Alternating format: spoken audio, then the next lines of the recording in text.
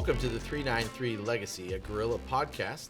We come here on episode number 2, bringing you our best and our brightest and featuring some of our high school seniors as they count down the days before graduation.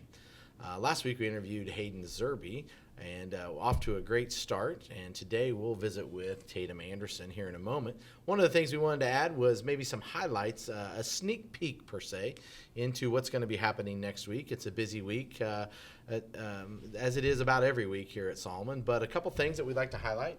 A game that's not on the schedule but is being scheduled for Monday is a home game, finally, against Central Christian. That game is being made up because Burton canceled their season, and so we needed to find another opponent. This was the only date that would work for both schools, and so we play at home, 4:30 JV boys. It'll be a JV boys and then a girls varsity followed by the boys varsity, 4:30 here versus Central Christian on Monday. On Thursday, I want to give a shout out to our College and Career Counseling Center and Miss Jody Howard, and scheduling and making sure that we have what we're calling an opportunity night. And I think it's really important for all high school parents to attend. We're going to have several area people and businesses and vocations here.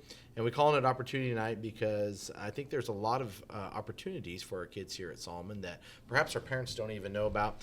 And not that I'm sure Tatum's not this way, but not every teenager goes home and visits with their parent about all these wonderful opportunities. So we want to make sure we got it out there for the parents, and please bring your kids. We definitely want the students to be there. And so we'll have area colleges here, K-State Salina. K-State will be here. I think Cloud County and some others will be here. I do know that we're going to have Kansas Wesleyan here. Fort Hays State will be here. So you can look at the college side. Then we want to talk about the career side, of course. And the career side is we're talking about the opportunities that you might have with Sunbelt Solomon, and not just a job there, but is there an opportunity for maybe an internship that would lead to a career there. Abilene Machine, as well as Salina Regional Health Center, Prairie Land Partners.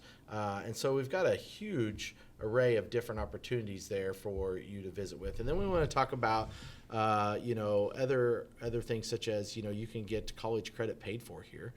So you can get your first 9 hours pretty much paid for by applying for a scholarship and giving community service back to our community. So I think those are things that maybe our parents don't know about, and we'd like to highlight here. That is on Thursday next week, February 7th, starting at 6 p.m. Just enter here in the Commons, and they'll be located throughout the facility, but we'll get you in the right spot. And, of course, the highlight, and I had to check with Tatum if we've selected even our candidates, and we haven't yet, but next Friday is homecoming. And it is here versus Wakefield. So, Tatum, what's the theme? I don't even know what's the theme for homecoming. I'm putting you on the spot. Oh, gosh. No? It's just like our Valentine's dance. Oh, the Valentine's. That's right. We have Sadie's dance the next day and everything. So there's a little bit of a highlight for the week to come. But now you heard the voice that is, and if you're watching on YouTube, you get a chance to see both of us here. And one of the things I'm proud to bring in the top of the alphabet. We start at the bottom. So we get to bring in the top of the alphabet and Taytum Anderson. Tatum, tell us a little bit about yourself and who your parents are. And we'll start there. I'm Taytum Anderson. I'm a senior here at Solomon, like he said. My parents are Billy and Heather Hemme. Well, awesome. As we count down the days, you're not counting down the days. Oh, I'm counting down. Oh, listen to that. See, there's that senioritis coming out. The days are being counted down. But one of the things that is unique and devastating at the same time, and we all remember it, but you might share with some of the listeners that might not know some of the adversity you've gone through, because your senior year hasn't gone as you had originally planned. Nope. So tell them a little bit about that day and that night and what you've gone through since. Okay, well, that night was senior night, and we were feeling good, feeling confident, playing against our rival Senior night of school. volleyball. Senior night of volleyball. Okay. And I decided to dive on the floor and break my arm. That was not fun. And we ended up going to the hospital, had surgery that next morning, and I ended up breaking my ulna, dislocated my radius, and then about a month later we found a tear in my wrist, so that set me back quite a ways. And then ever since then I still have not been cleared. So it's just been one of those that sometimes it's a process. Yep. It never heals as fast as you want it to heal. No, it doesn't. But I will say, after the initial shock, of course, you've handled it with grace. Been trying. You have. You've been there for your teammates, supported them. It's been good to see you at games and cheering and supporting them. So that's been the other thing that I have found to be very unique about you. And like I said in the first podcast, is that I because of my son being in the class, I know a little bit more about what you guys are doing. So tell them about what your future plans are, and then what maybe, how'd you come to that decision? Because you were one that came to that decision pretty quickly. Yeah. So I am going to K-State to major in human development and family science. And my hope is to be a juvenile youth specialist one day and to open up like a halfway house for juvenile teens to come into. And I kind of came into that just because, like, I've known a couple of people who fell into the wrong path and they just couldn't come out of that. And I think that was really hard for me to watch them knowing that I wanted them to be better and they didn't want to be. So it was kind of hard for me.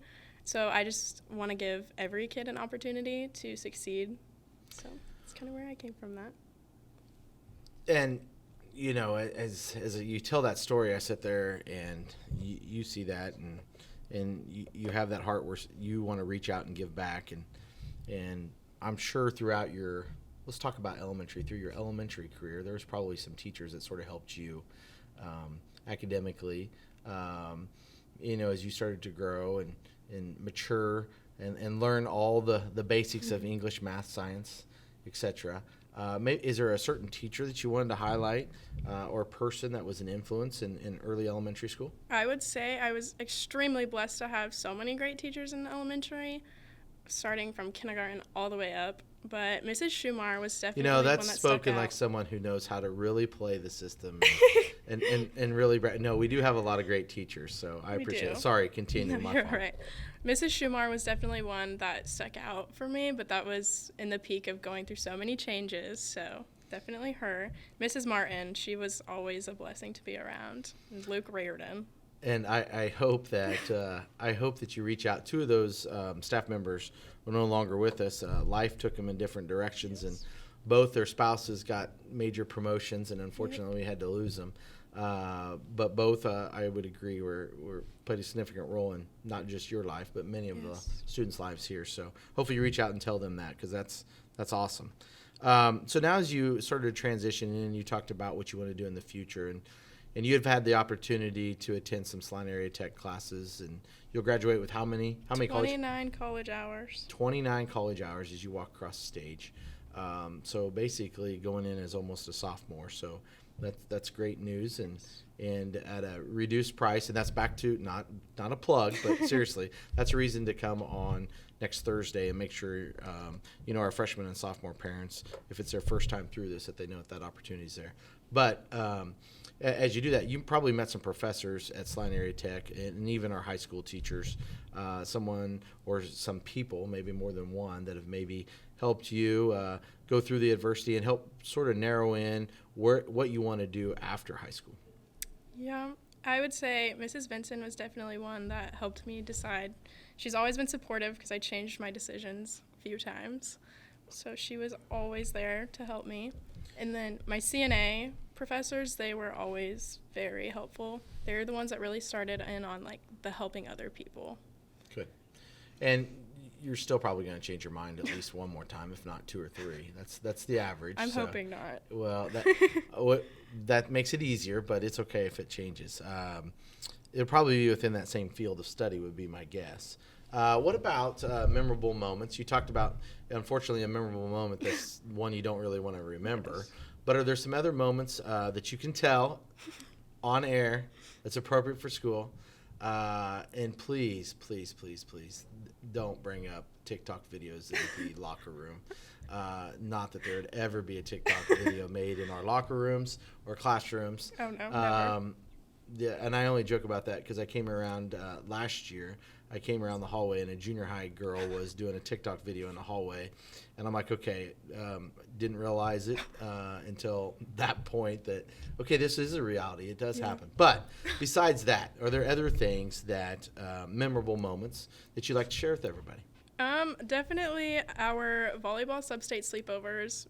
Those were so fun. We always made some sort of meal together, baked some sort of snack together, and then we would watch a movie, and we had to make sure we were in bed at a certain time, and we had to text Coach D and let her know we were going to sleep. She never believed us. And definitely this past homecoming week, like this year's homecoming week, it was so much different than every other one, which probably because it's my last one, so it hit a little different, but that one was definitely one to remember. Yeah, it's funny as a freshman, you're like, you don't even know how to build a float or what Yeah. you're supposed to do, and you walk around all awkward. And then by your senior year, that's great insight, is the fact that it's like, oh, this is my last homecoming week. So, well, next week's another homecoming week, so hopefully it's just as memorable. Yes.